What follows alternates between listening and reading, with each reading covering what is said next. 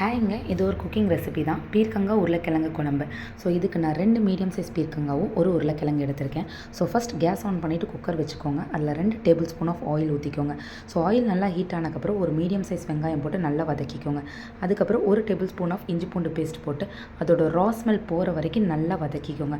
அது வதங்கினதுக்கப்புறம் பீர்க்கங்காவும் கட் பண்ணி வச்ச உருளைக்கிழங்கையும் போட்டு அந்த எண்ணெயிலே நல்லா வதக்கிக்கோங்க. அது வதங்கும் போது அதோட டெக்ஸ்சரே மாறும். அதுதான் மெயின் திங்க. அதுக்கேற்ற மாதிரி நீங்கள் வதக்கிக்கோங்க. வதக்கினதுக்கப்புறம் நம்ம மசாலாஸ் எல்லாம் ஆட் பண்ண போகிறோம். ஸோ காரத்துக்கு ஏற்ற மாதிரி 1.5 டேபிள் ஸ்பூன் ஆஃப் மிளகாய் தூள் ஆட் பண்ணிக்கோங்க. 2 tablespoon of coriander powder add பண்ணிக்கோங்க. இந்த பிரியாணிக்கு யூஸ் பண்ணுற கரம் மசாலா நான் ஒரு 1/2 டீஸ்பூன் யூஸ் பண்ணியிருக்கேங்க. நீங்கள் கடையில் வாங்குகிற கரம் மசாலா கூட யூஸ் பண்ணிக்கலாம். உப்பு தேவையான அளவு போட்டு நல்லா அந்த ஆயில்லையே நல்லா வதக்கிக்கோங்க.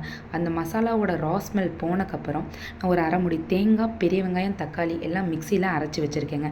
ஸோ அதையும் போட்டு நல்லா வதக்கிட்டு தேவையான அளவு தண்ணி ஊற்றிக்கோங்க. ஊற்றிட்டு ஒரு 2 to 3 விசில் நம்ம விட்டு எடுத்தோம் அப்படின்னா சூப்பரான குழம்பு ரெடிங்க.